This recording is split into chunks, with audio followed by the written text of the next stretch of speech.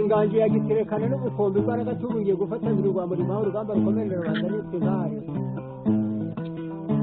ndi kumwe n'imparirwa mahinya rutinywa rwo mu ngabo z'imbere umuhungu bataba ari twima yica bitwara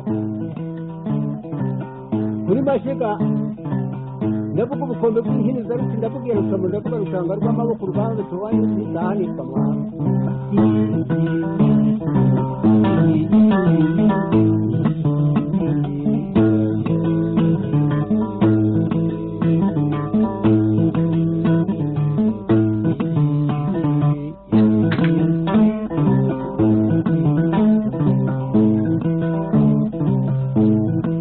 Ngange rwayumba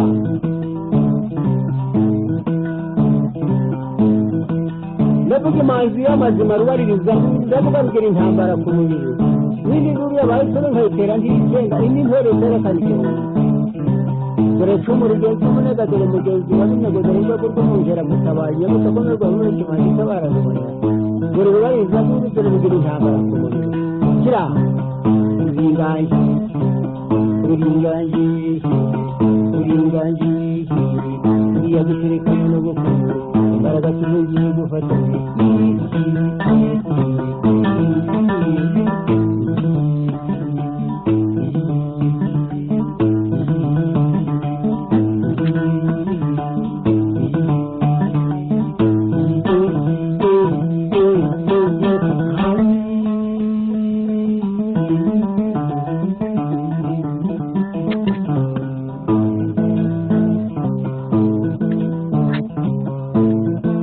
amazima ndiri barinza ndurugirigura intambara ku mubiri n'indi nkuru y'abahise nkayitera ntiyigenga indi ntore rutiyekana igihumbi ndavuga ubukombe nyamunini wa rusezera-mpunzi wasingiza wa rusimbi ndavuga umugabo rusenga w'imbaboro ndavuga uwa rugina inkataza kurekera niyo yaragomba gugusinga niba ashaka kurwana ageze mu nkomane za nyakarenga ujya kuvuga imyaka ishema ryica ringanye n'ubukombe ry'amajuru naho mushobora ukazambara ibihingwe nahagize amashuri y'ubutambara ihindi ibere uyingaye uringaje rwayumba uringaje nyamunini uwa rusezera-mpunzi wasingiza wa rusimbi umugabo rusenga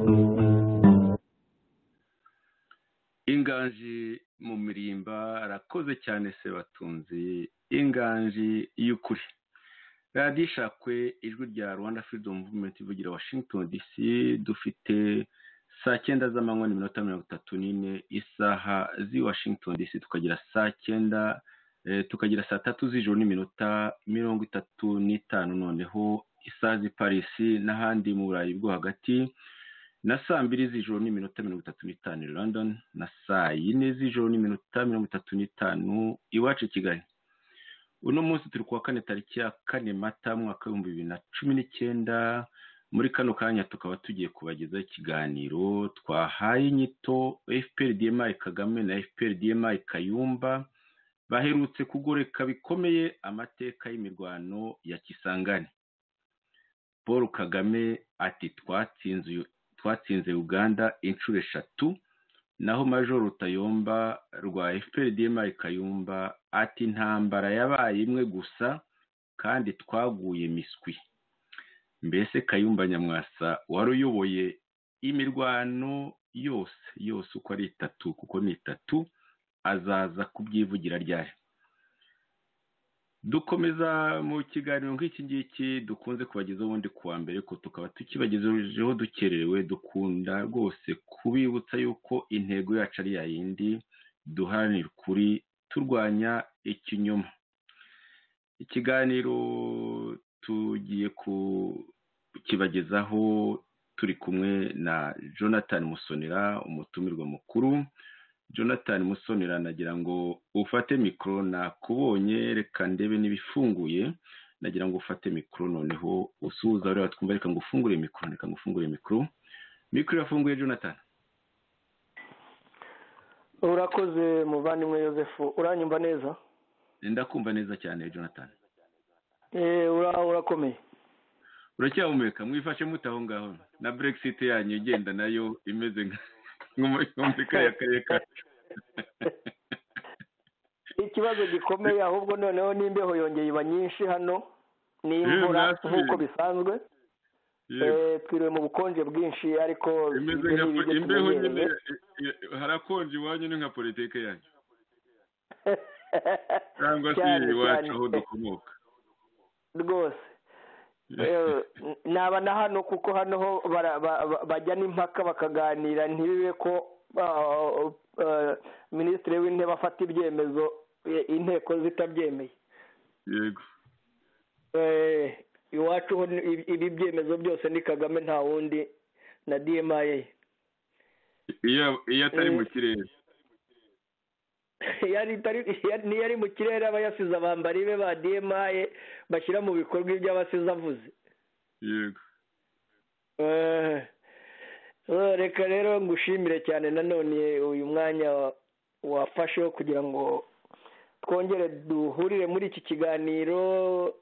Nkaba ngushimiye kandi nshimiye abakunzi bacu baduha inama buri gihe ku bijyanye n'ibi biganiro byacu. Nkaba nongeye no kubararika ngo baze tuganire kuri aya mateka aba akomeye cyane ajyanye n'ibibazo by'intambara zagiye zibaho, ku buryo nk'uko wari umaze kubisobanura mu byo twita FPR-DMI Kagame n'intumwa za FPR-DMI Kayumba aribo ba Rutayombya b'amayeskotiye, baza bakavuga ibintu mu by'ukuri babibeshya, bagoreka amateka, banga kugaragaza ukuri nk'uko ibintu biba byaragenze. Ukanibaza uti ni iyihe mpamvu aba bantu bo muri opozisiyo bo bagoreka amateka? Ni izihe nyungu baba bafite mu kubeshya abanyarwanda? Ese baba bahishira iki? Ibyo bibazo umuntu akabyibaza bikagushobera. Ari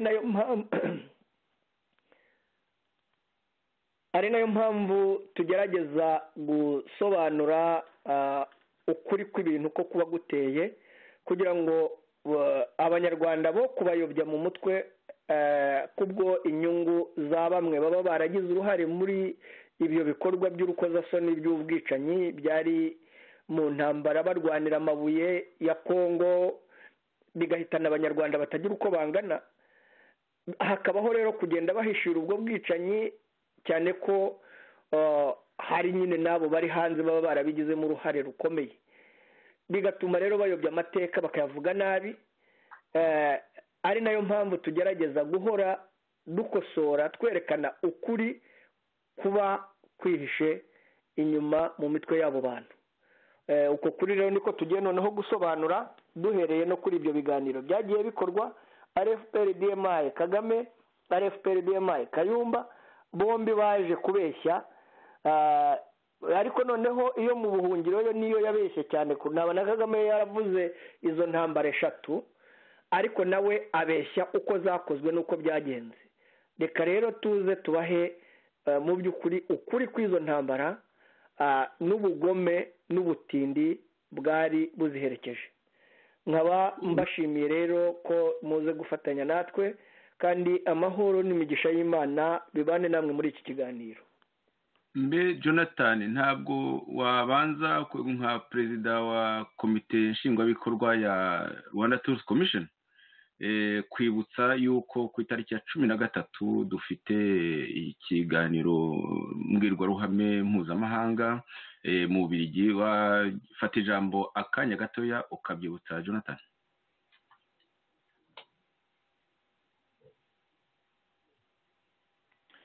Urakoze muvandimwe Joseph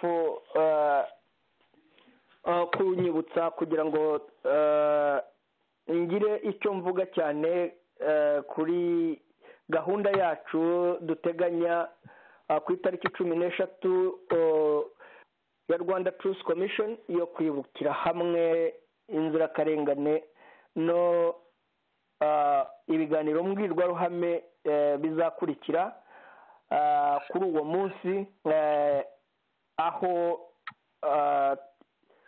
tuzaba tuganira mu by'ukuri ku kaga kagwiriye u Rwanda mu bihe byose byagiye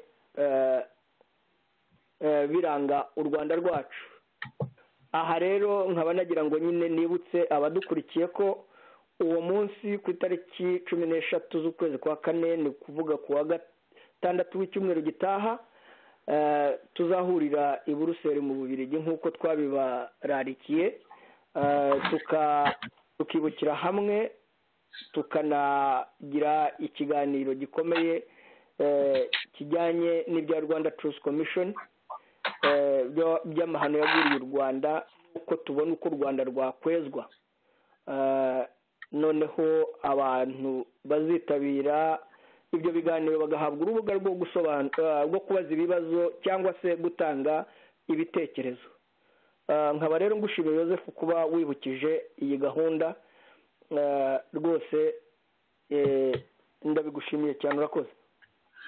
Ndagushimiye cyane Jonathan, rwose ndagushimiye cyane. Ukuri twagushyize imbere, ukuri tuzaguharanira, nubwo harimo abakugoreka nta n'icyo baharanira mu by'ukuri, dore ko batafite n'ubutegetsi, ariko abawufite bo basya batanditse. Ubushize ku wa kane tariki ya 21 Werurwe 2019 nibwo duherukana Jonathan, twaganirije abakunzi baradishakwe, twabagejeho igice cya kabiri nk'uko twari twabasezeranije. Igice cya kabiri cy'ikiganiro twahaye inyito ibisazi by'umwicanyi Paul Kagame bigeze ku buce u Rwanda n'akarere ka East African Community, aho twavugaga nyine kuri Uganda, tutinda ku bintu byinshi, dore ko na Dr. Theogene Rudasingwa, umuyobozi mukuru w'ishakwe Rwanda Freedom Movement, nawe yagiye akora ibiganiro byose birebana na kiriya kibazo, uriya mwuka mubi cyane uri hagati y'u Rwanda na Uganda. Ibiganiro tubimazemo igihe, ariko haje ku kibazo kiracyariho, ndetse umwuka uracyarimo, uracyatutumbugana, mbese ni ku bintu bimwe bavuga bati n'intambara yavamo. Gusa rero nk'uko duherukana tuganira ku bisazi by'umwicanyi Paul Kagame bigeze ku buce u Rwanda n'akarere ka East African Community,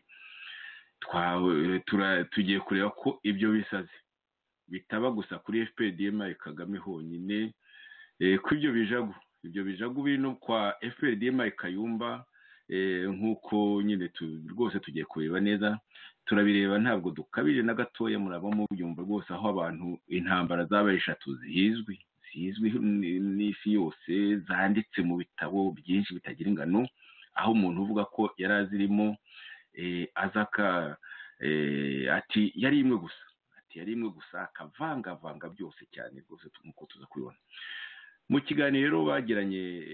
Aha ndashaka kuvuga Kagame, kuko Kagame ni wabaye nyirabayazana, aho ku itariki ya 23 z'ukwa gatatu 2019 Kagame uwo nguwo urambye ku perezida yibye, yaratiye umukarabya François Soudan wa Jeune Afrique ko batsinze Uganda inshuro 3, ngo gusobanura mbese byari nko gusobanura impamvu nyamukuru y'ubwumvikane bukeya bumaze imyaka irenga 3 hagati ya Uganda n'u Rwanda, kimwe no gushaka kumvikanisha yuko habayeho n'inshuro ya 4 FPRDM Kagame yakubita inshuro, ndakoresha ijambo aho ngaho abo muri MNDCDR bakondeshaga kera, yakubita inshuro Uganda ya Yoweri Museveni. Inkuru ya Jeune Afrique ikimara gusohoka, yasohotse rwose mu mpera z'icyumweru gishize. Ikimara gusohoka, Radio Itahuka nayo yahaye urubuga Major Theogene Rutayomba, aho Serge Ndayizeye yamubajije uko imirwano ya Kisangani yagenze. Major Theogene Rutayomba bakunze gutazira Semanyenzi yasobanuye ko imirwano yabaye inshuro imwe gusa, kandi ko ingabo zombi zaguye miswi yirinda no kuvuga itariki y'iyo intambara yitimwe itariki ntiyayivuga ubara inkuru wundi mu bintu yanabayemo ikintu cyagomba kuvuga byibuze ni itariki ukumva nawe uhera nyine wanakosora kandi byose nyine agakomeza gutsindagira ko yari ahibereye reka rero tuze kumva rwose umuntu warehereye n'ukuntu yabaze inkuru hari ku munsi wo kubeshya Jonathan hari ku itariki ya mbere simpamya ko yashaka kubeshya abantu nizere ko ntabwo mpamya kuko ntabwo bavuze bati ibi byose tuvuga twababeshyaga ndetse n'iyi minsi irashize uyu munsi tugeze kuwa kane ntibaravuga bati kuwa mbere wari umunsi wo kubeshya niyo mpamvu twababeshye bityo rero twarategereje reka noneho tuvuge ko ubwo ngubwo nyine bashatse kubeshya babigambire mu by'ukuri ko bitari ibintu byo gukoresha uriya munsi wahariwe ngo kubeshya impamvu rero zo kubeshya ku nshuro z'imirwano rwose zaba ari izihe ubwo uraza kubisobanura Jonathan nanjye ndi bugufashe ni ukubera iki Brigadier General Kayumba Nyamwasa kuko niryo grade yari afite icyo gihe ataza ngo yivugire iby'iyo mirwano y'ikisangane dore ko rwose yose itatu ariwe wari uyiyoboye nk'umukuru wa etat-major nka chief of staff w'ingabo z'igihugu Jonathan rero ntatinze rwose reka nshyireho mfite audio eshatu za udupande dutatu tw'icyo kiganiro Rutayomba Major Rutayomba yagiranye na Serge kuri radiyo Itahuka ku itariki ya mbere z'ukwa kane agapande ka mbere gafite hafi iminota 2 reka ngashyireho uragenda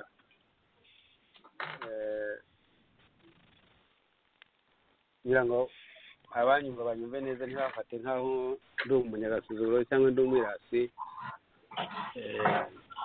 perezida Kagame biriya yavuze ntabwo yavuze nk'umusirikare ntabwo yavuze nk'umusivili uzi ubwenge yavuze nk'umuntu ntabona urwego namushyiramo kuvuga ngo yatsinze umuntu inshuro 3 icyambere kurwana nta butwari burimo kumva ngo Kagame ingabo ze zarwanye n'ingabo za Museveni ibyo byonyine nta butwari burimo nta n'umuntu akwiye kubyigamba ko yatsinze undi kubera ikibundi barwana iyo abantu mu ntambara abantu barwanye nk'ibihugu nk'ibyo byombi iyo birwanye abantu bapfa baba ari benshi ku mpande zombi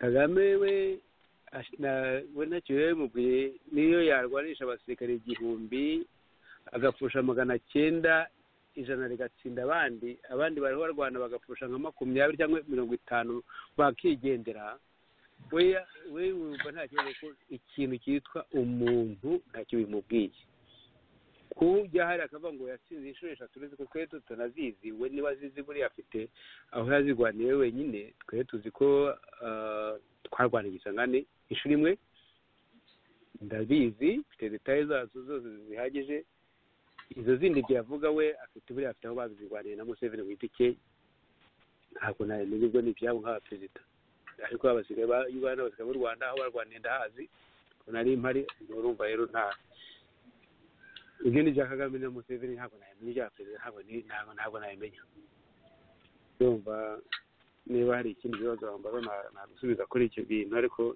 ndumva Jonathan uwo Major Theogene Rutayomba bataziraga muri ibyo bihe bataziraga izina rya Semanyenzi ati twarwanye inshuro imwe gusa wabyumvise urabyiyumviye Jonathan wari umunsi wo kubeshya ariko simpamya ko yari yagendeye kubeshya agire kubera uwo munsi ijambo ryawe Jonathan urakoze muvandimwe Yosefu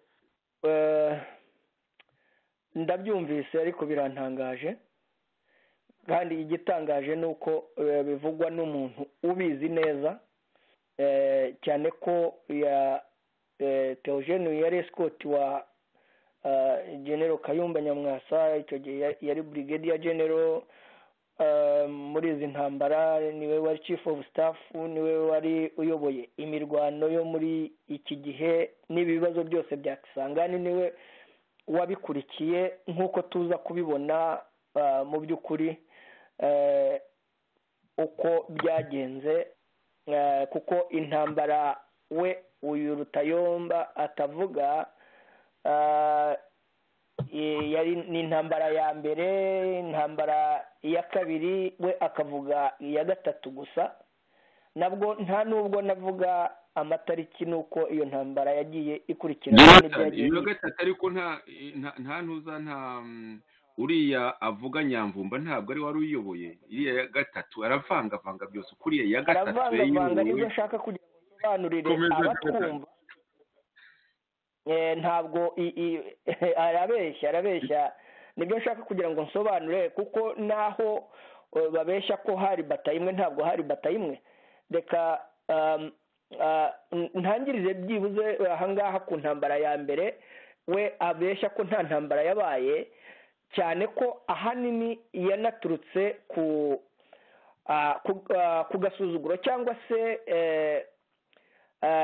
ko wari uyoboye iyi ntambara ku ruhande rw'Abagande General James Kazini, ariwe wari uyoboye nyine iyi ntambara Ikisangani, yasuzuguye aho yasuzuguye Lieutenant Colonel Patrick Nyamvumba. Ubu iki gihe Nyamvumba yari yarabaye escort wa Kazini, icyo gihe yari kopro. Aha rero niho Kazini yamusuzuguye amwereka ko kopro adashobora kuba Lieutenant Colonel, ubwo atabibonaga nyine gutyo. Ariko mu by'ukuri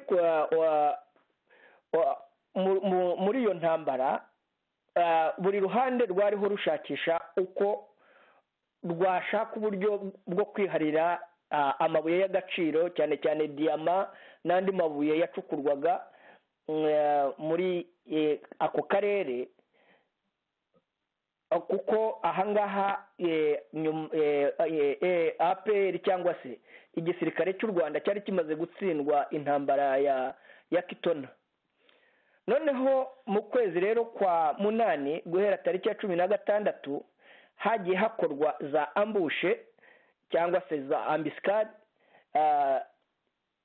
zitegwa na FPR cyangwa se n'ingabo za APR, cyane cyane nabwo yashakaga kubuza uwo bita Professor Wamba Diawamba gukora mitingi Igisangani.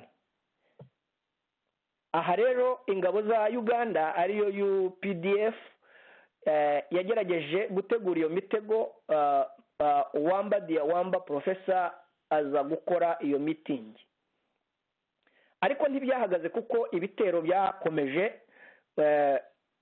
muri uko kwezi kwa munani. Nibwo Museveni yoherezaga Kare Kayihura i Kigali, aho yamaze iminsi ashyikirana na Kigali. Icyo gihe Museveni yanatumije General Paul Kagame ngo amusange muri Uganda baganire kuri ibi bibazo byari bihari. Icyo gihe rero Kagame yaragiye, kandi yamaze iminsi i Bugande bakorana amasezerano yo guhagarika imirwano. Ariko noneho yashingura ibirenge bikagenda byanga kuko bagumije kuviyora ayo masezerano. Tariki ya 17 z'ukwezi kwa munani mu 1999 bageze aho bumvikana noneho kohereza abayobozi b'ingabo aribo commanders b'ingabo ari z'u Rwanda n'iza Uganda kuri uwo munsi wakurikiyeho, hari tariki ya 18 z'ukwa munani 1999, ubwo Perezida Museveni yoherezaga Major General Jeje Odongo, noneho u Rwanda narwo rukohereza Brigadier General Kayumba Nyamwasa. Icyo gihe rero izo ngabo zombi zari zifite mu by'ukuri nka batayo imwe, ariko FPR yo yari ifite amabatayo yihishe ku buryo uyu General Kazini we yaje kubona ko APR yongeraga umubare w'ingabo z'abasirikare mu buryo bwihuse, biguma kumutera ubwoba. nibwo rero yasabaga General Kazini yasabaga Perezida Museveni kugira ngo yongere nawe ingabo. Icyo gihe indege z'Abagande zazanye abasirikare, noneho ingabo za APR cyangwa se ingabo za Kagame zitangira kurasa kuri izo ndege. Ibi rero byaje gutera abafasha babo aribo USA, ndavuga Amerika n'Ubwongereza, bibatera ubwoba ko abo bombi nibo babategekaga, noneho bibatera ubwoba kuko bari batangiye kurwana kandi barwanira aho nabo bashaka ubutunzi. Byatumye rero basaba Museveni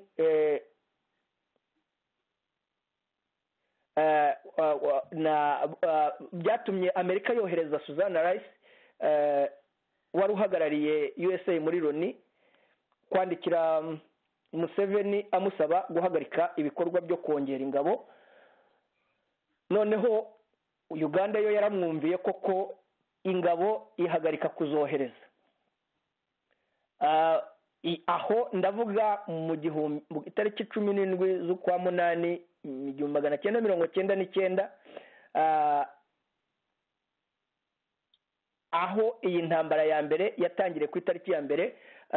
Intambara ya mbere yatangiye nyine muri Kanama muri 1999. Aha rero basa nkaho baje gusa nkaho bahagaritse imirwano gato, ariko ntibyatinze kuko nyuma y'umwaka umwe gusa intambara ya kabiri yaje kongera gutera. Iyo yatangiye kuva tariki ya 5 z'ukwezi kwa 5 mu 2000. Yabimburiwe rero n'iki? Yabimburiwe no kutumvikana nanone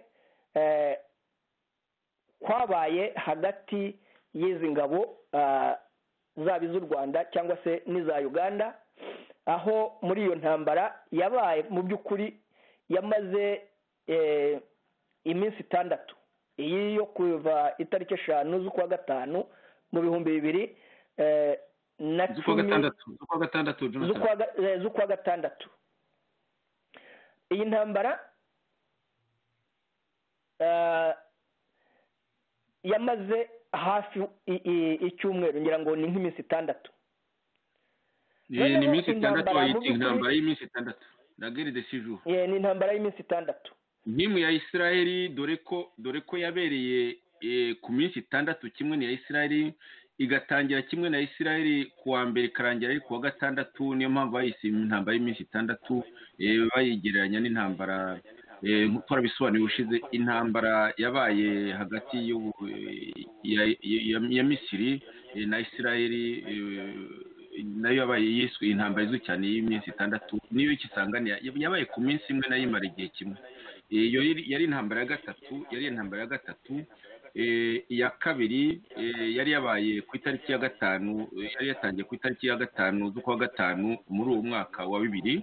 Urumva rero ko iyo ya gatatu tugeze ku ntambara ya 3 zose zarabaye. Sinzi ukuntu Theogene Rutayomba nyine yabigenje mu kubeshya ngo habayeho intambara imwe gusa, nk'uko umaze kubisobanura Jonathan. Mu kwezi kwa munani mu mwaka w'1999 ahabaye intambara ya mbere yatangiye ubwo Uganda yari yemereye umutekano umuntu wayo ariwe Wambadiye wabivuze. Noneho yagomba gutangira iyo mitingi ku itariki ya 16 z'ukwa munani 1999. Noneho baza kubona yuko abo kwa Kagame batari babyishimiye kuko nabo bari bafite abantu babo bashaka gushyiraho no kugira ngo ako karere bagakontorore, barimo bari abankunda n'abandi. Bahita bamutega zambusha.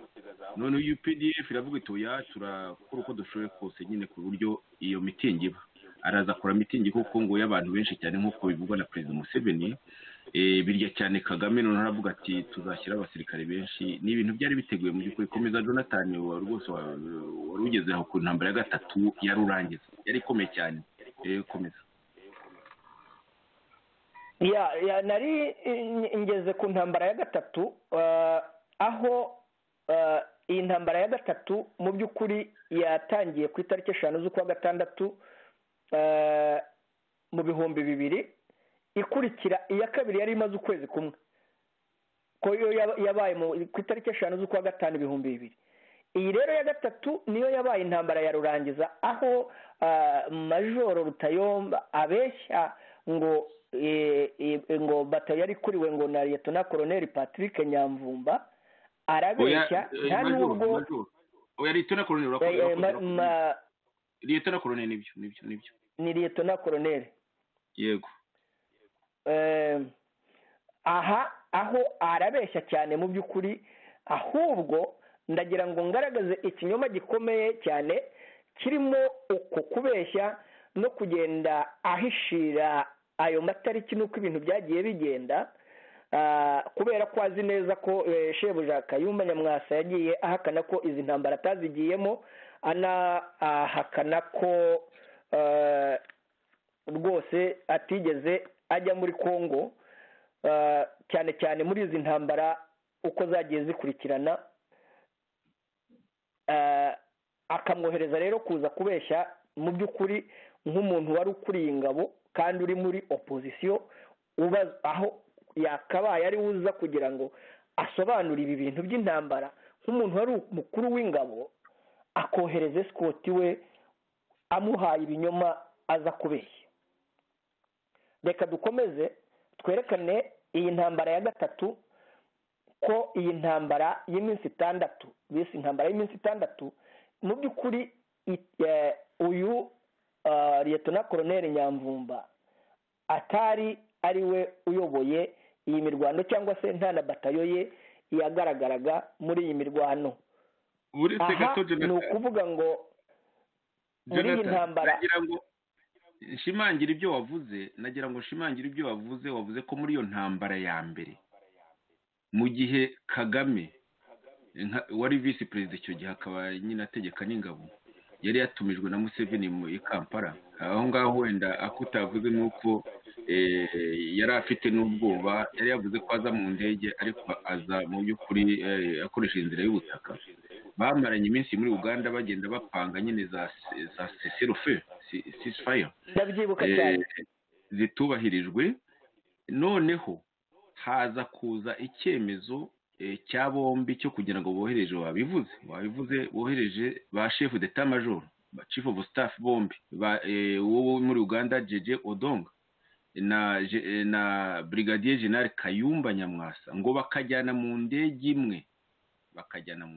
imwe wanasoba icyo cyemezo cyafashwe wabivuze neza cyane ku itariki ya 17 z'ukwa 8 1999, aho urwo rugendo barukoze bukeye tariki ya 18 z'ukwa 8 1999. Ibyo bintu wabivuze, nagira ngo rwose mbigarukeho mbitindeho mbere yo kugira ngo nyine uburyo ko iyo ntambara ya gatatu yagenze, intambara idafite aho ihuriye nk'uko tuza kubinaza avuga ngo byose ngo byatewe ngo n'agasuzuruka ngo kagirwaga Nyamvumba. Iyo ntambara ya gatatu nta Nyamvumba wagiriwe agasuzuguro, wategekaga nyine uragiye kubivuga nuko amabato yari ateye muri iyo ntambara ya gatatu, byose aravanga. Komeza Jonathan. Urakoze muvandimwe Joseph kunyibutsa no kugira ngo nawe ugire ibyo wongeraho kuri ibi ngibi narimbuze, uko ni ukuri kuzima. Ndagira ngo abadukurikiye basobanukirwe neza, kuko turabaha amatariki, kuko iyi ntambara ya gatatu yatangiye ari kuwa mbere tariki 5 z'ukwezi kwa gatandatu mu 2000, kugera ku itariki 10 z'ukwa gatandatu mu 2000, ariyo mpamvu bayise intambara y'iminsi 6. Aha ndagira ngo nerekane ko Uganda umukuru w'ingabo wari ukuriye iyi ntambara yari General James Kazini, nk'uko nabisobanuye hejuru. Bo mu by'ukuri Abagande bari bafite batayo imwe, ariyo yari aho Kisangani. Ariko ingabo za Kagame cyangwa se ingabo za APR bari bafite brigade bivuga iki? brigade iba igizwe n'amabatayo arenga 4,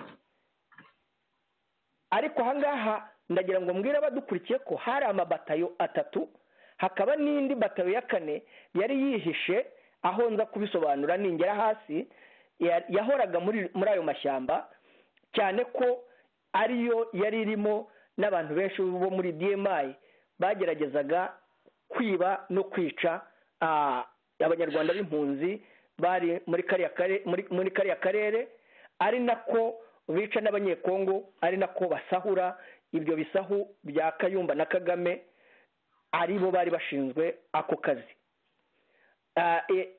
Aha rero hari amabatayo mu by'ukuri 4, ariko yagaragaraga muri iyi mirwano yari amabatayo 3. Batayo ari byo twita brigade. Batayo rero ya mbere nk'uko tuza kubibona, batayo iyi brigade yari ikuriwe na Colonel Karyango. Noneho batayo ya mbere yari iyobowe na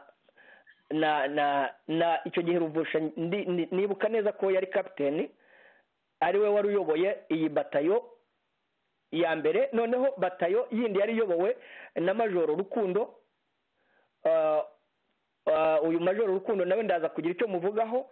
Batayo yindi yari iyobowe na Laurent Nkunda muramwibuka neza, uko bari baramukoreye ingabo zafashaga APR kurwana.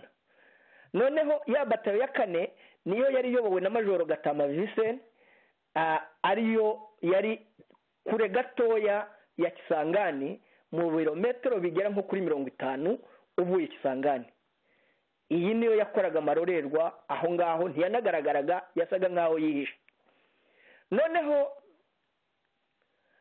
izi batayo uko arenye nizo zari zigizwe n'iriya brigade, ariko none zagaragaraga cyane n'3 mu ntambara ya Kisangani, arizo zari ziyobowe na Colonel Karyango. Ibi bikorwa byose uwabikorudonaga cyangwa se uwabiyoboraga abikurikira yari Kayumba Nyamwasa, Brigadier General, ari we wari n'umugaba mukuru w'ingabo, yari chef d'état major. Aha rero baje kurwana intambara itunguranye cyane, itunguye abasirikare ba Uganda bari bayobowe na General Kazini James, aho babinjiriye n'ibitwaro bya kirimbuzi. Urumva batayo 3 ziteye batayo imwe y'abantu batari baniteguye ko izo ntambara zigiye kubagwa hejuru. Baje kugira imirwano ikomeye cyane, ku buryo APR yakoresheje intwaro zikomeye cyane. Noneho ingabo z'Abagande zirushwa imbaraga, mu by'ukuri zaratsinzwe aha ngaha, zikwira imishwaro, aho Rutayombya we numvise abeshya ngo zaguye miswi, niba ari ukugwa miswi, kuko hatewe amabombe menshi n'ibitwaro bya kirimbuzi. Noneho abasirikare barwanira hasi bagwa gitumo, abasirikare ba Uganda barabarasa, noneho bakwira imishwaro. Noneho Museveni bimuyobeye, nibwo yahamagaye Kagame amubwira ko ari ikigwari, kuko yateye abavandimwe be kandi akabatera abatunguye. Mu by'ukuri iyi ni uko intambara ya Kisangani yari iteye. Nsubiremo, batera Abagande aho bari kuri izi tariki 5 z'ukwa gatandatu mu 2000 ni kugera ku itariki 10 z'ukwa gatandatu 2000. Iyo ntambara y'iminsi 6 yari iyobowe na Colonel Karyango, wari ukuriye iyi brigade igizwe n'aya mabatayo 3 n'iriya ya 4 ya abo ba Rutayombya bari bihishemwo, bari barazanywe no kwiba no kwica abaturage nk'uko byari bisanzwe mu escort cyangwa se mu ba DMI nk'uko bajya kwiba no kwica basahurira ba shebuja. Izi batayo rero nk'uko nabisobanuye, imwe yari ifitwe na Ruvusha, indi ifitwe n'uwitwa Rukundo, indi ifitwe na Rorankunda, indi iyi yari yihishe inyuma mu birometero 50 yari yobowe na Majoro Gatama Vincent. Reka ngaruke noneho kuri Majoro Rukundo. Uyu Majoro Rukundo yabaye mu ngabo za Uganda, yateye muri 90 itariki ya mbere z'ukwa 10 azanye n'ingabo za APR. Ariko ikibazo cy'uyu Majoro Rukundo nuko yari umuhutu. Kuba umuhutu byatumye mu by'ukuri aba ahora ari hasi batamuzamura nk'uko abandi batutsi bavuye Uganda bagiye bazamuka, ku buryo aba bose bagiye bamucaho. Na batayo ye yari nkene, ntabwo yari ifite ibikoresho bihagije nk'uko aba baruvusha n'uyu Nkunda na Gatama bari bafite mu by'ukuri ibikoresho byinshi kandi by'ingufu byashoboraga gutuma barwana intambara uko babishoboye. Bivuze iki? Bivuze rya vangura rya FPR-DMI cyane cyane ku bahutu, kwerekana ko uyu nguyu nubwo yari umuhutu kandi yaranavuye Uganda, yabanye nabo mu ngabo za NRA, ariko ntibanamwizere no kumuha intwaro nk'uko bazihaga abandi no kumuha ibikoresho nk'uko babihaga abandi. Byari bigoye kubera iyo myumvire n'ubugome bwari buri hagati ya FPR-DMI Kagame n'abambari be nka Brigadier General Kayumba wari uyoboye ibi bitero byose, wakorodonaga ibi bitero byose nk'umuyobozi mukuru wa Etat Major. Muri make nagira ngo nyomoze ikinyoma cya Rutayomba, ntange cyangwa se dutange uko iyi ntambara ya Kisangani yagenze, aho wumva Kagame yivuga abeshya ngo intambara ya Kisangani ngo batsinze Uganda, kandi mu by'ukuri barabateje batayo zirengenye, abandi bafite batayo imwe gusa, kandi bakabatera babatunguye, batari biteze ko bashobora kubatera nk'uko bari babyumvikanye. Aha rero ni ubugwari, ni n'ubuswa n'ubutindi bwa Kagame n'agatsiko ke n'ibyegera bye byari biyoboye iyi ntambara. Wasubirana ijambo muvandimwe Joseph. Urakoze cyane Jonathan, kashyiremo indi audio, kashyiremo audio ya kabiri ya Rutayomba nayo ngusabe kugira ikivugaho.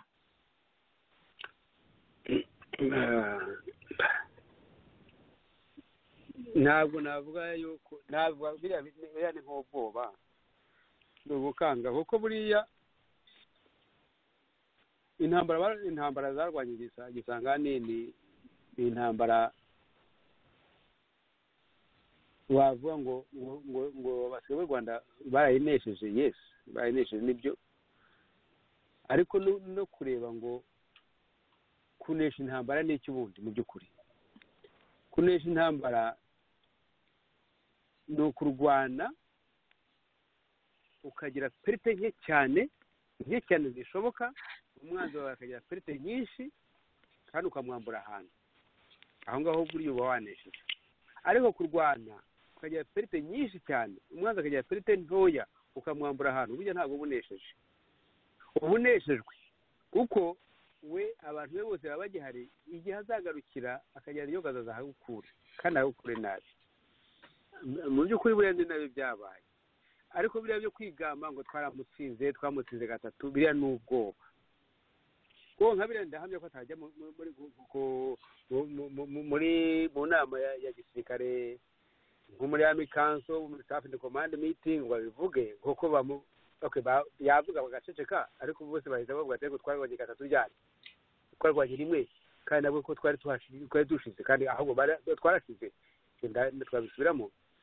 iriya ntambara yo muri Gisangani anavuga abantu nuko batanayizi yari intambara mbi kuko hari hedikote ebyiri hari hedikote z'umuntu witwa Kazini yari umusirikare wa Uganda umunyamahane cyane hakaba na hedikote za Patrick Nyamvumba nka yari operation commander muri biriya bice bya Gisangani ariko buri muntu afite abasirikare bamurinda ku giti cye 50 100 hanyuma hakaba na bataliyani zigadinga Kisangani hari bataliyani ya Ruvusha hakaba na bataliyani yindi y'umusirikare y'umuganda ntabwo muzi izina cyari bataliyani zari ziri aho ngaho bataliyani ya Ruvusha ndayizi twari tubangikanye twarakoranaga hari abasirikare mu magana hagati ya 600 na 800 na komandazi bose ndabazi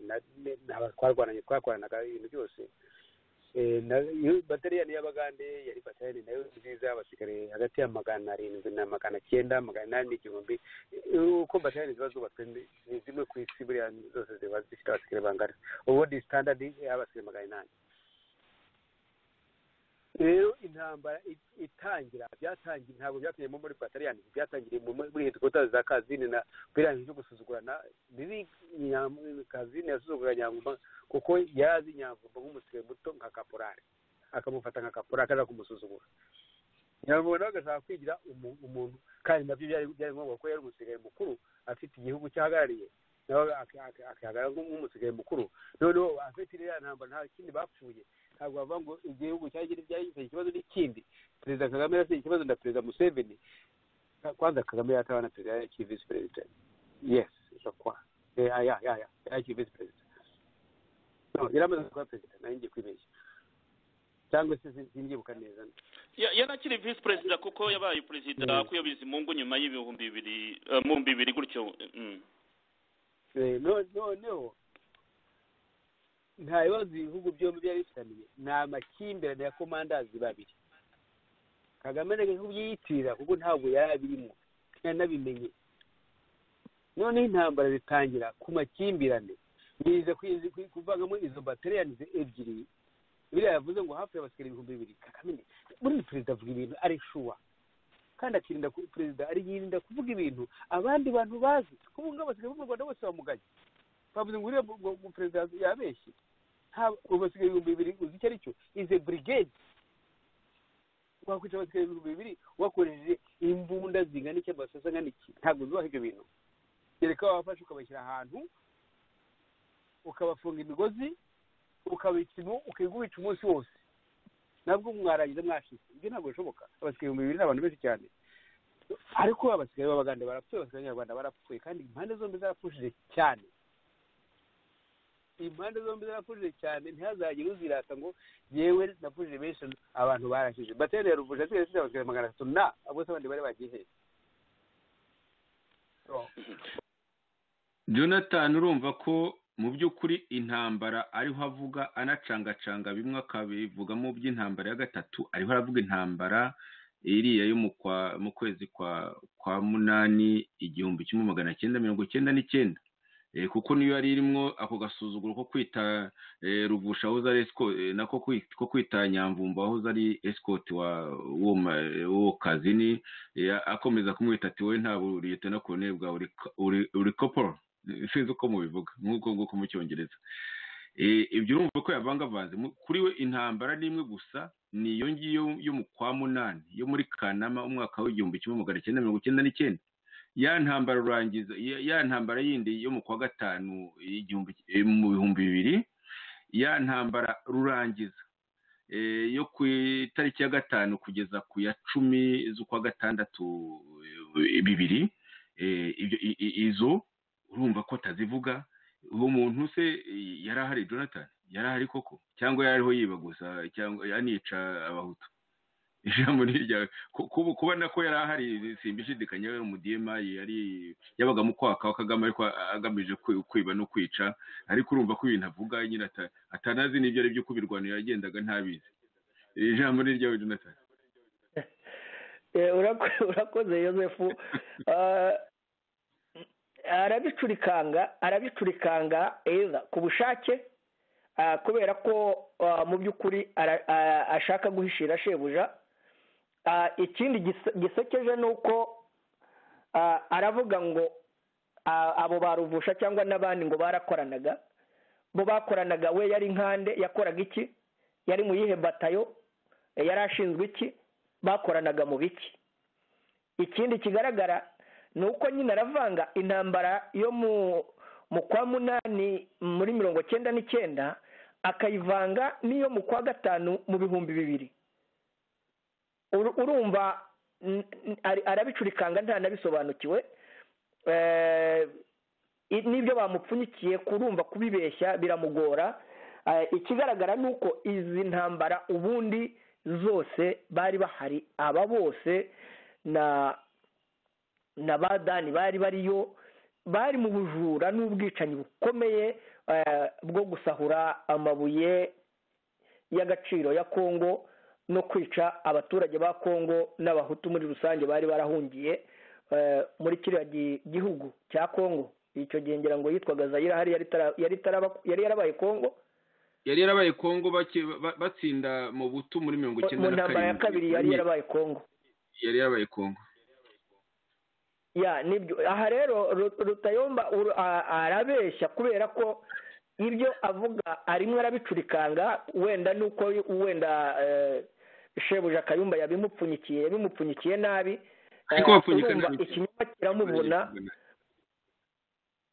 ikinyoma kiramuvuna kugisobanura, kuko arabeshya, kuko muri iyi ntambara ntabwo Nyamvumba agaragara muri iyi mirwano yo mu 2000 ku itariki 5.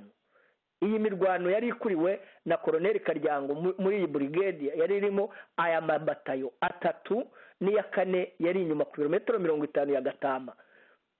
Aya mabatayo niyo yari arimo Ruvusha, arimo Rukundo, arimo na Nkunda, nibo bakoze imirwano cyane, kandi ko batayo imwe gusa ya UPDF ya Uganda yari yobowe na James Kazini General, ariyo yonyine yari iri Ikisangani ihanganye n'iyo brigade. Niba narumvise neza amasomo brigade bigizwe byibuze n'amabatayo 3, niba narumvise neza amasomo y'igisirikare bagiye mu mpakumbuka. Yes, nibyo byo uvuga nibyo. Ibigizwe byibuze n'amabatayo 3 brigade imwe, ariko byibuze. Okay, noneho kugira ngo rwose amabatayo 3 yarengaga brigade bakayagura bakayigira nini, bitewe n'akarere cyangwa se n'imirwano ikisaba. Rwose n'amabatayo ubwayo bakayatubura bitewe nyine n'amabatayo barayatuburaga nibyo.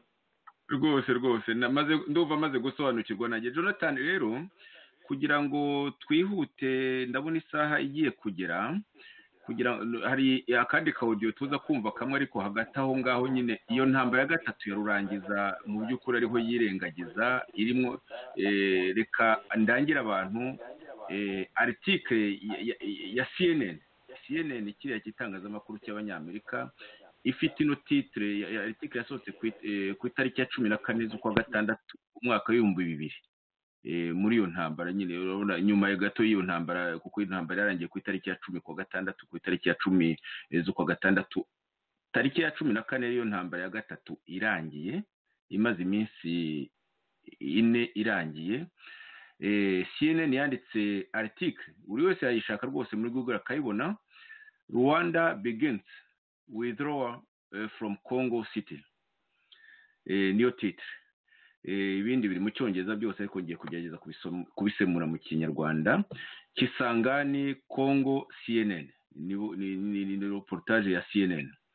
Ati Rwandan troops, nyine no kuvuga ingabo z'u Rwanda batangiye withdrawing, harya byita ngo iki Jonathan, withdrawing no kuvuga batangiye kuva mu birindiro byabo, nyine bava aho bari nk'uko babisabwe, ngo batangiye withdrawing kuwa gatatu ngo bava mu mujyi wa Kisangani, umujyi w'abanyekongo wa Kisangani, ngo habereye ngo imirwano ikaze cyane y'iminsi 6, the scene of 6 days of heavy fighting last week. Ahabereye imirwano iremereye cyane, ikomeye cyane y'iminsi 6 mu cyumweru gishize, aho turi ku itariki ya 14 z'ukwa gatandatu, nongere mbyibutse. Ati hagati y'ingabo z'u Rwanda n'ingabo za Uganda. Ati Rwanda's chief of staff, ati chef d'état major Brigadier Nyamwasa Kayumba, iyo ni CNN. Ati Rwanda's chief of staff Brigadier Nyamwasa Kayumba, ati yabwiye CNN ku Rwanda was unconditionally getting out of Kisangani and its environs, ngo rwose ngo nta kujya impaka izo arizo zose, ngo u Rwanda rwiteguye kuva Kisangani, ngo no mu les environs ni ukuvuga no mu nkengero zayo, yiteguye kuva Kisangani no mu nkengero zayo, ngo nta condition, unconditionally. Uwo ni Kayumba Nyamwasa, Brigadier General. CNN yakomeza iti yavuze ko u Rwanda u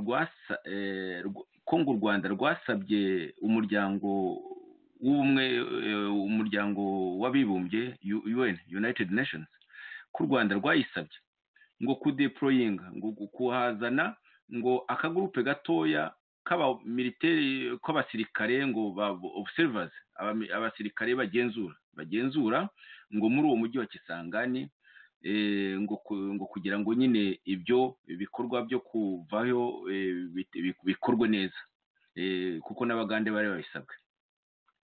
Ngo u Rwanda na Uganda, niko article ya CNN ikomeze ivuga iti, u Rwanda na Uganda ngo bombi, ibyo bihugu byombi ngo byemeye kuva aho ngaho, ngo muri icyo gihugu, ngo muri uwo mujyi ubarwamo amabuye ya diyama menshi, ngo nyuma y'uko ngo habaye imishyikirano separate, nuko buri wese yagiranye imishyikirano, ni ukuvuga ko batayikoreye hamwe, ngo separate, imishyikirano separe, meeting nyine, imishyikirano za meeting, nako imibonano idahuje hagati ya Major General Muntanga Diaro, umukomanda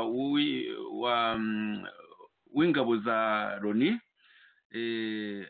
hamwe na ingabo nyine zari zigamije gucunga umutekano muri icyo gihugu cya Kongo.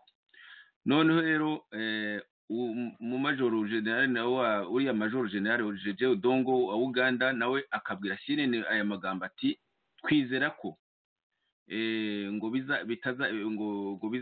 bizafata igihe kitarenze icyumweru kimwe kugira ngo bahave, niko yabwiye uwo Diaro nyine umuroni. Urumva ko na Loni yari yahaje nyine kubihagarikira, dore ko hari n'akanama k'umuryango w'abibumbye kari kabwiye ibyo bihugu byombi ko nibitahava bifatirwa ibihano. Si Amerika gusa yari yahagaze, kuko byari byabaye urukozasoni. Mu yandi magambo, abantu bagiye kwiba barangije barwanira aho bagiye kwiba, bityo hazaho n'akanama ka Loni nyine, abanyamerika arabisaba nyine ngo bikorwe ibyo byose, ariko mu by'ukuri ubwo bujura n'iyo mirwano nibo bayiri inyuma, bityo rero ubwo bari babihaye Loni ngo irebe ukuntu yakiranura abantu bagiye kwiba barangiza bakabirwaniramo. Barakomeza bavuga bati Diaro, uwo nyine wari komanda w'ingabo za Loni, ngo Diaro ngo yavuganye na Kayumba kuri telefone, ngo muri iyo meeting yari ari kumwe na Odongo, yavuganye na Kayumba kuri telefone, ngo kandi yanahuye kubwe rwose ubwiwe, ngo yanahuye ubwe, ngo na Rwandan chief in Kigali, nyine uko yahuye na Kayumba i Kigali kuwa gatatu, ngo yahuye na Kayumba ubwe kuwa gatatu. ubwo aho turi ku itariki ya 14 tariki ya 14 ku intambara irangira ubwo hari kuwa gatandatu ku itariki ya 10 tariki ya 14 ubwo yego ubwo bari barayibahuye kuko aha iyi article yasohotse ku 14 bisobanura ko kuri 13 ariho uwo general Muntanga Diaro nyine wari utegetse izo ngabo za Loni yari yahuriye Kigali na Kayumba nako kuwa kabiri aho nani nibeshe gato niko iyi article mushobora kwisomera mwese muri kuri Google rwose cyangwa ku yindi moteri ishakisha mushobora kuyisomera iyo article ya CNN ni kwivuga urumva ko hari imishyikirano uwo musirikare umukuru w'ingabo za Loni akava kuri uwo mukomanda nyine wa Uganda muri Uganda ajya i Kigali ku mukomanda nyine w'ingabo z'u Rwanda ariwe Kayumba Nyamwasa. Article yakomeza igira iti u Rwanda na Uganda ati mbere bari barabaye inshuti rwose abafatanyabikorwa mu kujya kurwanya Laurent Désiré Kabila ati na mbere yaho mu Butu Seseseko atari kure ati nyuma yaho nyine byabaye ibindi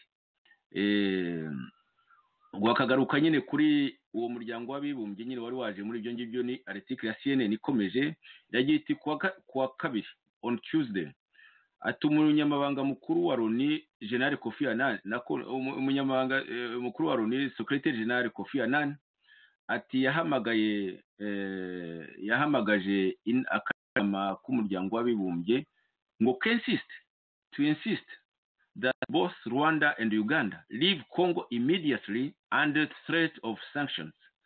Mu yandi magambo ako kanama kari gasabwe kubwira Uganda n'u Rwanda kuhavaho ngaho ako kanya rugikubita ngo bitaba ibyo bakabona ibihano bikomeye.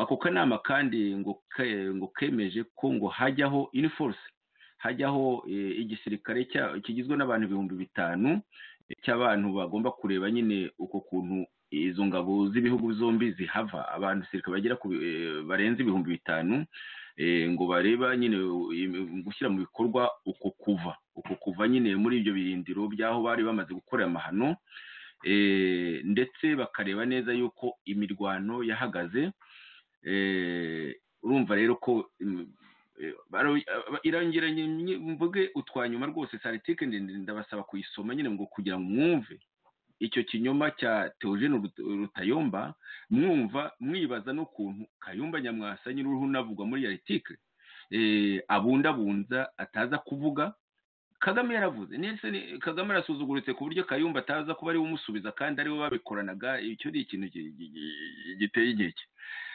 Iyi article yakomeza iti mu gihe nyine bari bavuga ko izo ngabo zombi z'ibyo bihugu byombi zigomba kuva Kisangani ngo Kayumba yavuze ko ngo troupes ngo ko abasirikare be Kayumba said that his troops were returning directly to Rwanda ngo abasirikare be rwose ngo bagiye directement kujya mu Rwanda ngo ariko rero ngo kugira ngo bose bazavaho muri Congo ngo bizafata ngo byibuze ukwezi ngo hiwond ngo yatanze gasopo ngo yuko ngo ayiha umuryango w'abibumbye ngo ni wangu utitwaye neza ngo uzana amahoro aho ngaho ngo igihe ngo troupes ngo igihe ingabo ze zimaze kuhava ni Kayumba Nyamwasa ngo igihe ingabo ze zimaze kuhava aragira gute ni quotation ngo what returns is ngo mu gihe haje kawo ngo hakaza nyine akavuyo Kayumba yaravuze ngo niko CNN ivuga ngo he would send Rwandan forces back ngo azongera agarura izo ngabo z'u Rwanda ngo if the international community is unable to demilitarize Rwandan militias exiled in Congo ngo mu gihe ngo bizayimaze kugaragara yuko ngo umuryango mpuzamahanga wabaye utashoboye ngo kwambura intwaro ngo interahamwe Rwandan militias ngo exiled in Congo, zahungiye muri Congo. Urumva rero ko Jonathan kwa kwitwaza nyine ingabo zahoze mu gisirikare cyatsinze n'interahamwe. Kayumba Nyamwasa aravuga ngo ariko nubwo mpavuye ngo nimbona izo mutambo y'intwaro abo ba exfar n'interahamwe ngo tuzagaruka. Iyi article ni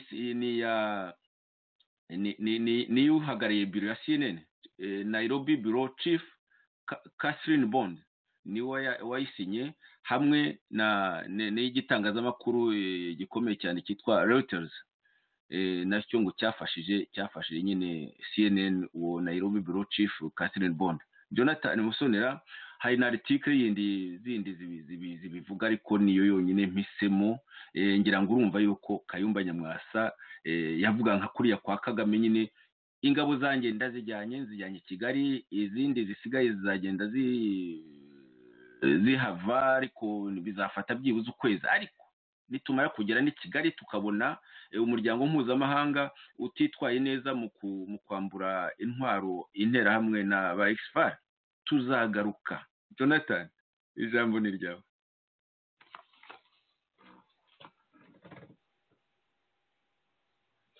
Jonathan ubanza wavuyeho, reka nongere ngushake iyo hamaze isaha bikunze kugorana.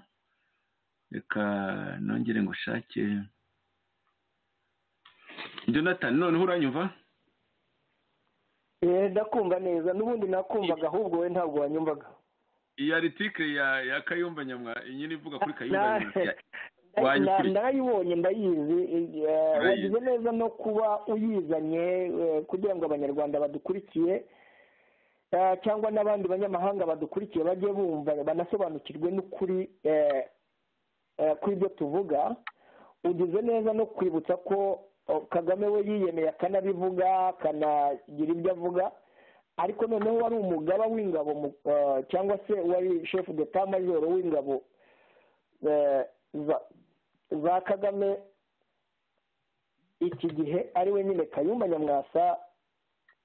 We yivugiye nyine ko agiye gukura yizi ingabo, ariko niba uwo muryango w'abibumbye n'ingabo zabo badashoboye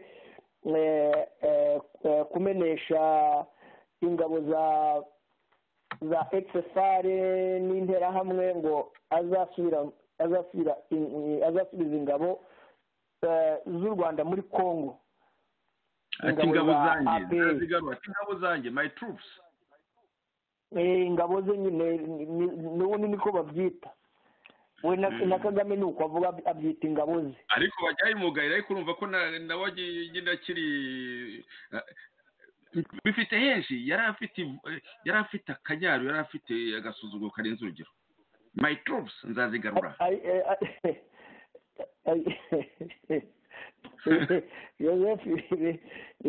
nguko uko u Rwanda rwagushije ishyano. Ikibazo ahubwo wari ubajije cyiza ni ukubaza utese ko Kagame we yabivuze.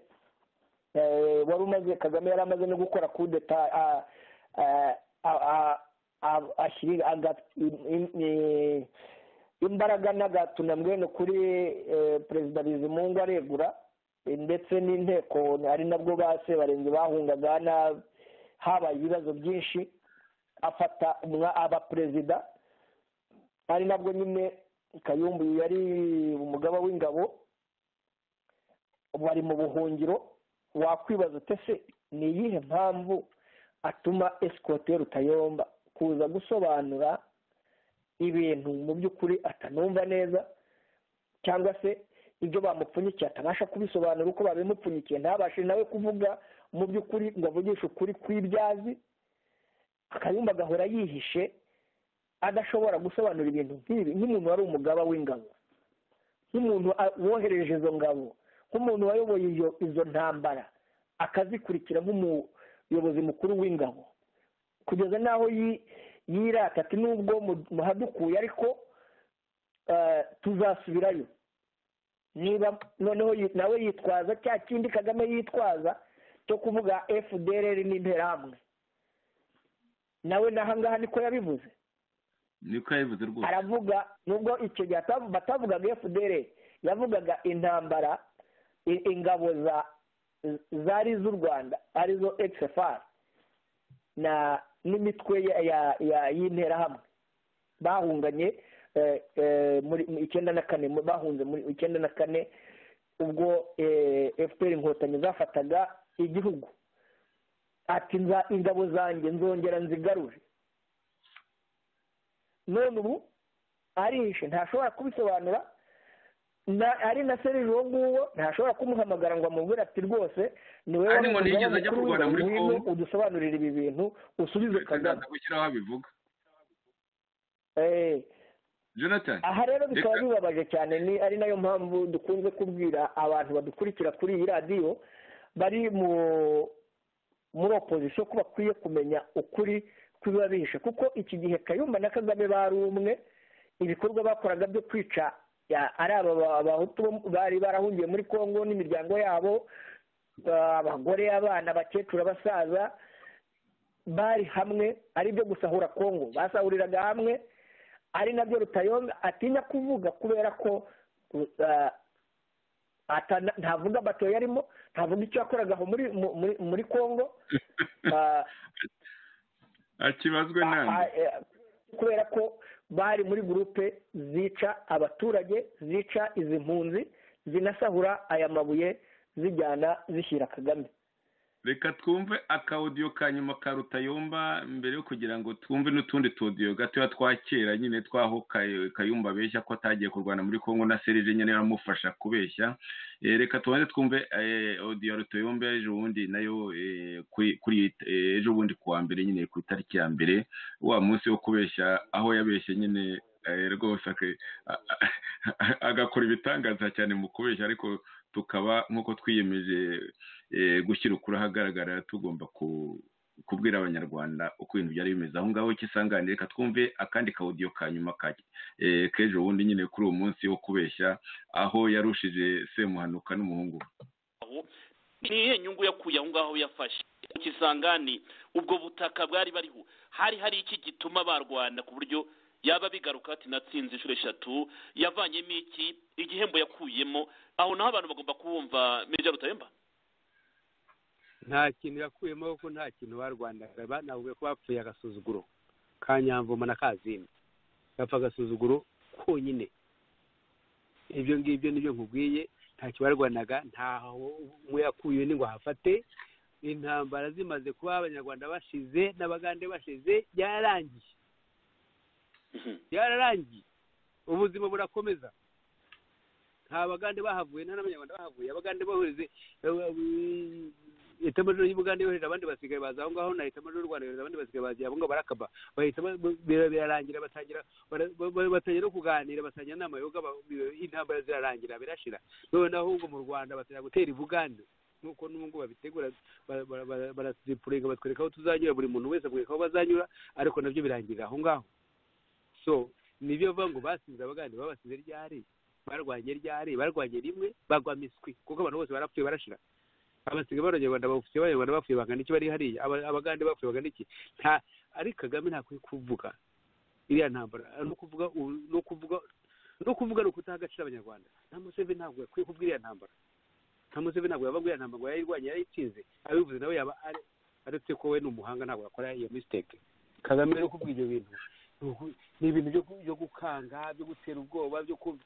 sinzi niba hakanga Museveni kuko Museveni numva atakangwa n'umuntu nka Kagame sinzi niba ahamura ari abasirikare b'u Rwanda abasirikare b'u Rwanda barabizi ari abasirikare bato niba bayirwanye ari abakuru bari bayirwanye abasirikare b'u Rwanda barabizi ko iyo ntambara ntacyo yatumara uretse gupfusha gusa nta kindi nta musozi twafashe nta kibuga cy'indege twafashe niyo tuyifata cyari kutumarira nta nzu twafashe ni agasuzuguro k'abagabo babiri b'ibigoryi byatumye abantu magana bapfa nta kindi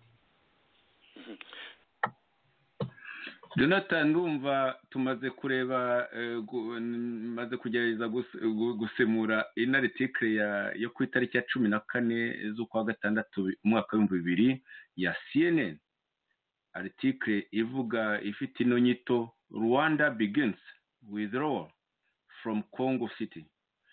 Mu yandi magambo rero ngo wumvise uko Theogene Rudasingwa na ko Rutayomba bataziraga Semanyenzi avuze ngo rwose ngo nta wigeze hava ngo buri wese yasubiye mu birindiro bye ngo barongera banywa inzoga barasangira, kandi wumvise ko shebuja Kayumba Nyamwasa yavuze ati tugiye i Kigali ati bizadufata ukwezi ati cyakora baya observateur b'ibihumbi 5 nibaramuka batagize batitwaye neza ntibambure intwari intera hamwe tuzagaruka. Ariko habaye kuhava kandi bahagarikiwe n'abo basirikare 5,000 bya Loni, nk'uko akanama ka Loni kari kabivuze. Ibyo bintu byose se kwavuga ngo yari ahari n'utari uhari akaba ari mu Rwanda gusa, ayo makuru ni gute atayazi Jonathan? Ijambo ni ryawe rigufa ariko kuko amasaha yarenze. Komeza Jonathan. Urakoze muvandimwe Joseph, ariko ibyo uyu Rutayomba avuga ko bahagumye, iyi batayo imwe yarahagumye aho mu mashyamba kuko niyo yicaga niyo yasahuraga. Hatashye bamwe ariko igice kirasigara. Ndagira ngo nkwibutse ko iyi batayo ya Gatama yari kure ibirometero 50. Okay. Yarahagumye, yari rimwe nyine aba badiyema bicaga banasahura. Ahubwo we wakwibaza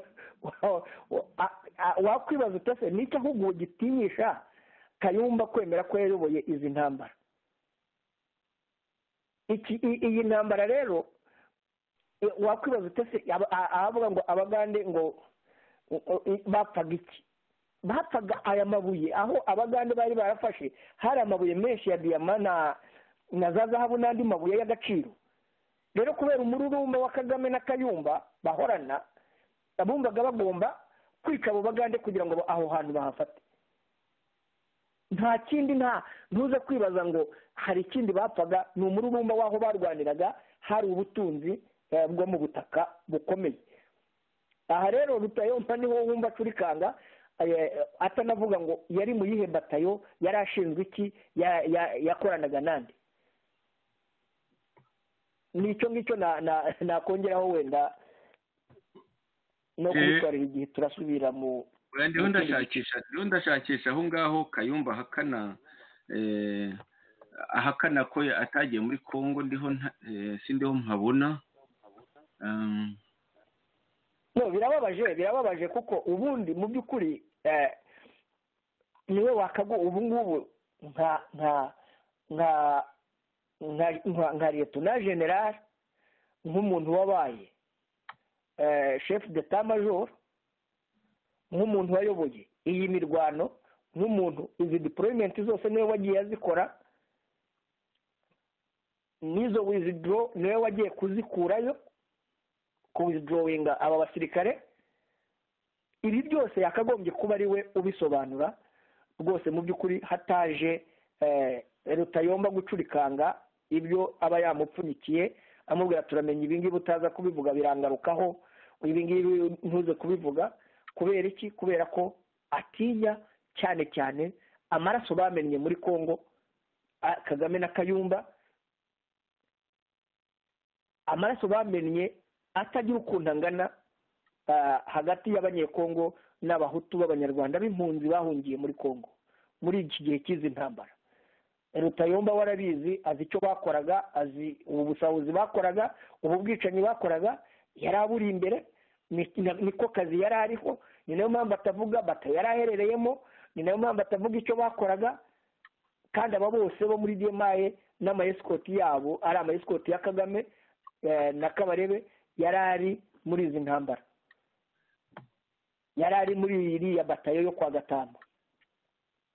Ntabwo ndiho mbona iyo ntuza ya Kayumba aho avuga wenda wagana ku musozo, wagenda ugana ku musozo kugira ngo kugira ngo turangize kino kiganiro, ariko nizere ko nza kuyibona rwose, aho Kayumba afashwe na Serge yavuze ati sigewe sinigeze rwose njya muri Congo, nzaba nkagarura, kuko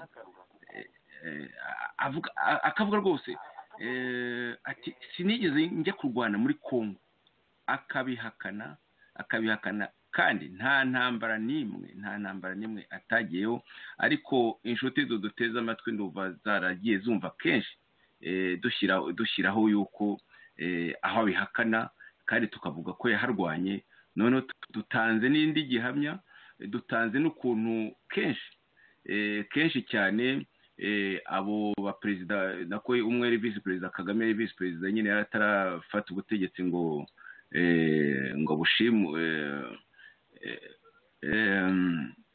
reka numva aka kaudio wenda karabivuga.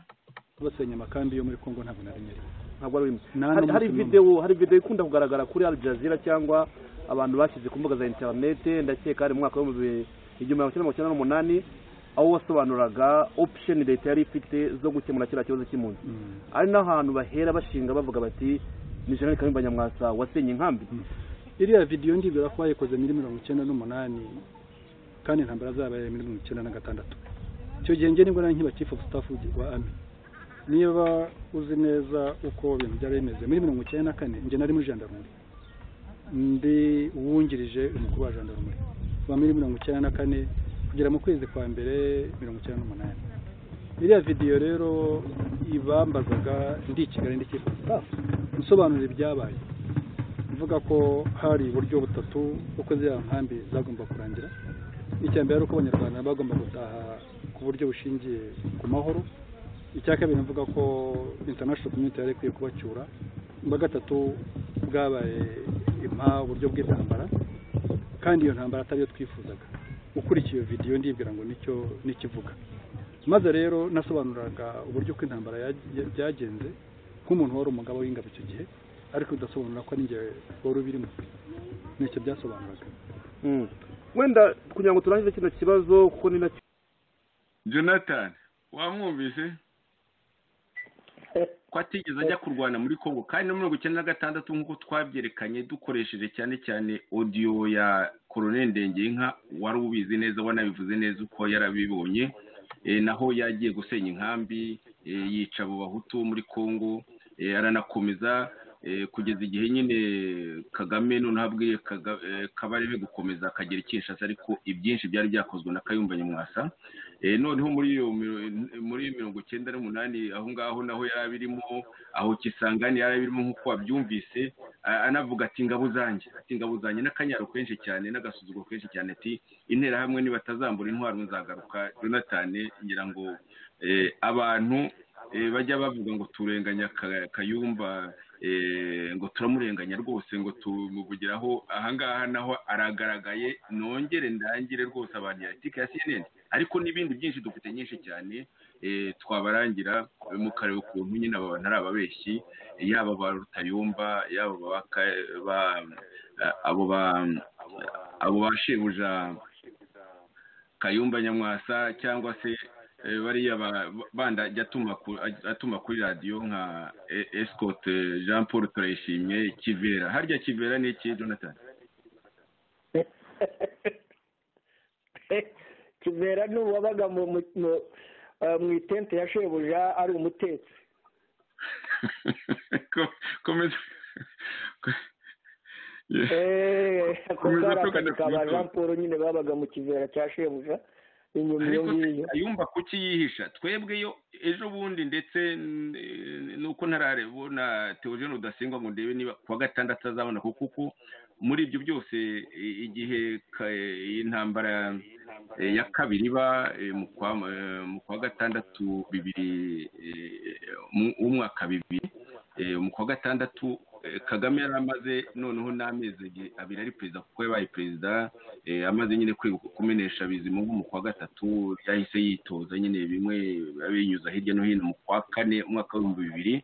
bisobanura yuko intambara ya gatatu yo mu kwa munane yo mu kwa gatandatu nako yari amezi abiri izindi yaziyoboye ari visi perezida nyine aziyoboye na Kayumba Nyamwasa nyine bari impanga, noneho iya gatatu yo yanayiyoboye ari perezida wa repubulika. Bityo rero nzahamagara Theogene Rudasingwa mubaze, ni ndumva yarigeze kuvuga mu biganiro binyuranye yuko hari aho yagiye atumwa kwa Museveni, bityo tukaba dukeneye ko nawe aza rwose akaduha za precision nyinshi cyane. Jonathan, tugana ku musozo.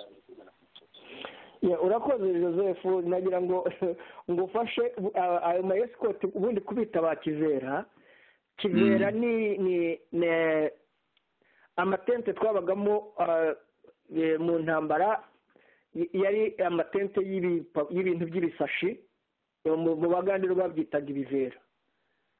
Okay. Byabaga bitwikiriye aho twaba twaragondagonze uduti, noneho tugashyiraho ibyo bi plastic bipfundikiye kugira ngo tubone aho twihisha imvura mu gihe cy'intambara. Aho rero niho ama escort nyine niho byaturutse kubita ba Kivera, kubera ibyo bivera twabagamo ibyo plastic. Bakaba rero ababaga muri ibyo bivera bya bashebuja bamenyaga ibyo kurya bya bashebuja, kujya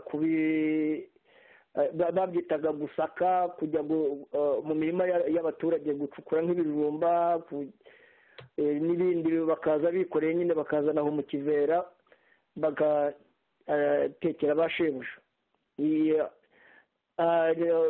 Nibaza ko Jean Paul we yagize amahirwe kuko yaje nyuma y'intambara, twarageze mu mujyi aho bajya guhaha mu isoko atagiye gucukura mu mirima y'abaturage. Aho niho ibya Kivera bituruka. Ibindi bijyanye n'izi ntambara, ibya Kayumba wakwibaza utese umuntu abikigwari kugeza naho yihisha ku buryo adashobora kuza gusobanura nk'umuntu wayoboye ingabo. N'ubu ngubu uvuga ngo afite ingabo ashobora kurwana, uwihisha se no gusobanura iby'iyi ngabo yayoboye binazwi bifite amateka yanditse, ni agahomamunwa. Ikindi wanakwibaza utese ubu bugwari buturuka kuki? Ahanini kubera ko izi ntambara zose Kayumba yayoboye na Kagame n'abo bakabarebe n'aba bagenzi babo, zari intambara zagiye zimena amaraso. Nibaza ko Kayumba afite ikibazo cy'amaraso menshi yamennye, atinya ko aje no gusobanura ibi bintu abantu bashobora no kumuvugiriza induru. Aha rero nkaba nagira ngo n'abadukurikira batwumva bavuga ngo kuki ariko ngo tuvuga Kayumba cyane. Ntabwo Kayumba wamutandukanya n'amateka y'iwacu ya ziriya ntambara za FPR. Kayumba yari umusirikare mukuru, yari intumwa ya Kagame, niwe wubatse DMI, yabaye umugaba mukuru w'ingabo. None se ubwo wamutandukanya ute ugiye kuvuga ku byo Kagame aba yavuze? Ntabwo wamutandukanya, kuko niba uvuga Kagame ukavuga Kabarebe, ukavuga Nziza, ukavuga ba Kakana na ba Karenzi, ntabwo wareka kuvuga Kayumba, kuko Kayumba yari uwa kabiri kuri Kagame muri ubwo bwicanyi n'ubujura bagiye bakorana. Uwari hagati yabo ni Kabarebe wazanaga ubutumwa, yari nka post, ava kwa Kagame agashyikiriza Kayumba ibyo ashyira mu bikorwa, Kayumba akamuha ubutumwa agashyikiriza Kabarebe agashyikiriza Kagame ibyo Kayumba yakoze cyangwa ibyo agiye gukora. Nuko Kabarebe yabaga hagati yabo, ariko mu by'ukuri ubwo bwicanyi n'ubwo bujura byose n'izo ntambara zo kwica abagande, Kayumba niwe mu by'ukuri wari ubikuriye. Aha nibaza ko bimutera ubwoba kuza kuri radiyo kubisobanura, kuko azi neza amaraso menshi y'abanyarwanda yamenetse. Naho abavuga ngo wenda ngo twavuga Kagame gusa ngo kuko Kayumba ngo ari muri opozisiyo, ubu na Kagame ejo naza muri opozisiyo bazajya bavuga ngo two kuvuga ibyo wenda ejo Kabarebe yamukuyeho, tuzasigara tuvuga Kabarebe Kagame n'abaje muri opozisiyo. Duceceke kuvuga ibyo. Ntabwo iby'abicanyi cyane cyane bari kuri top, bateguraga bagashyira no mu bikorwa ubwo bwicanyi dushobora kubiceceka na rimwe ntabwo tuzabiceceka, tuzabivuga igihe cyose ari ngombwa. Kandi ngushimire Joseph ko uba wateguye ibi biganiro, nanagushimire ko ugize neza kwibutsa ko ugomba gushaka Dr Theogene akazagira nawe ibyo asobanura, kuko azi byinshi kundusha, ashobora kugira icyo yatwunganira muri ibi biganiro. nkabashimiye rero abadukurikiye kugira ngo bajye basobanukirwa neza impamvu dutanga ibi biganiro, kugira ngo ukuri ko gupfukiranwa kuko nibyo twiyemeje. urakoze cyane Jonathan, rwose twahereye ku kinyoma cya Kagame aho agerageza kubeshya hirya no hino, harimo bariya bakarabya be, bariya bacanshuro muri Jeune Afrique, ababwiye yuko ngo ikibashyamiranyije na Museveni ngo ari inzika bafitanye, kandi ibyo byari byarashize kubera nyine kumvikana ku bintu bimwe namwe babwirijwe cyane cyane n'abanyamerika n'abongereza. Ahubwo Kagame agashaka kwibagiza, akabeshya ashaka kwibagizwa yuko Museveni ariho amuhora yuko Uganda yari yarigize agatobero ashaka kumuhirika amwishe, ndetse yari yarishe n'ibyegera bye, bityo Museveni nawe asama amagara ye, bityo aratangira avuga ati aba bantu ni izi mvunja ni intazihandura, nanjye ubwanjye amagara yanjye mu by'ukuri ikibazo kiri aho ngaho. Kagame ariho arabeshya azana ibintu bya kisangani bidafite aho bihuriye.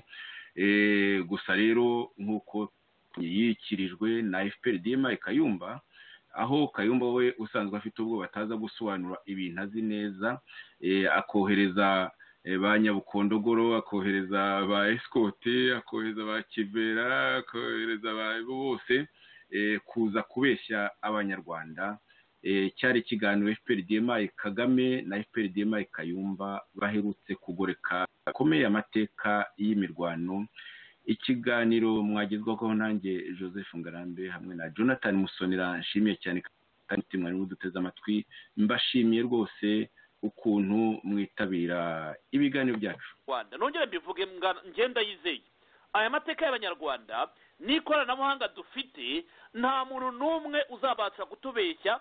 Wagiye kuri microphone, wagiye kuri national television, wagiye mu kinyamakuru runaka, ngo ejo azatubwira ati uriya mwabonaga ntabwo yari njyewe, biriya navugaga ntabwo ari character yanjye, ntabwo ari personality yanjye.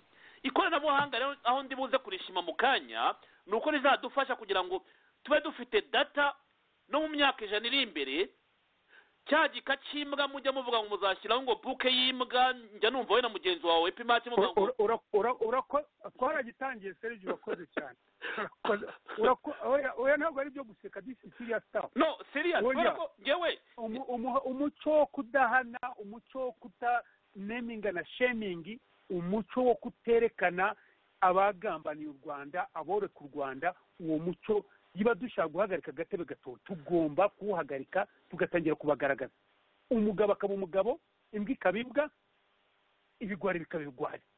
Ibyo bintu kabisa nye Serge mbihagazeho, ariko wese na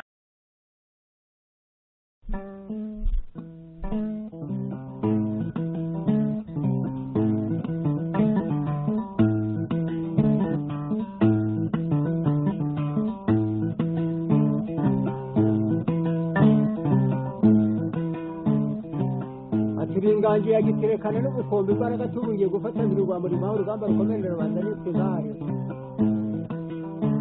Ndi kumwe n'imparirwa mahinya rutinywa rwo mu ngabo z'imbere, umuhungu bataba ari twima yica bitwara kuri mashiga. Ndavuga ubukombe bw'inkiniza ruti, ndabubwira rukamu, ndavuga rushanga rw'amaboko, urugamba tuwanye n'izahanirwa mwana.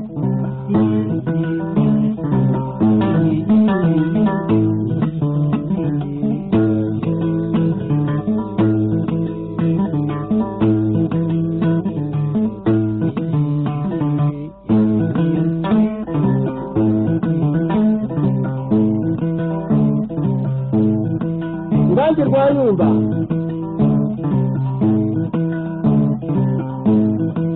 ndavuga imanzi y'amazima rubaririza, ndavuga rugira intambara ku mubiri n'indi nkuru yabaye isoro nkayitera ntiyigenga, indi ntore zerekana igihumbi. dore cumu rugenzi umunega dore mugenzi wa runego dore rwego rw'umwungera mutabaye mutakomerwa n'uwenshi manita barazibonera dore rubariza n'undi dore rugira intambara ku mubiri kira uringanji uringanji uringanji uriya guterekana n'ubukungu imbaraga tuzingiye gufatanya